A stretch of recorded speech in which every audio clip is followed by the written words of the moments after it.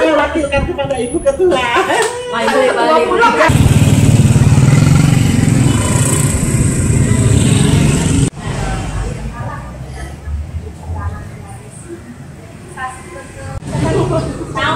Tidak pernah pernah masalahnya. Ini kembang-kembang. Kalau dia masalah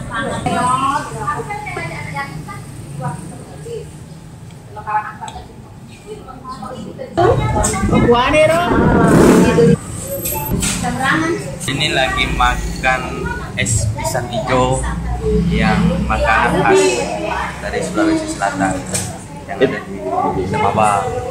Itu isinya apa aja tuh, Pak? Ada pisang, ada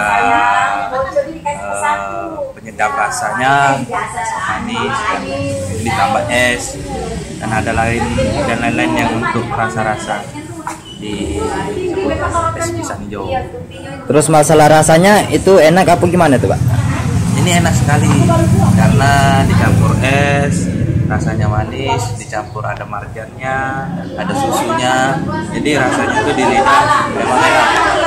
Sering berkunjung ke sini, Pak? Sering berkunjung di sini setiap seminggu 3 kali karena pengen makan es pisang hijau sama coto Makassar.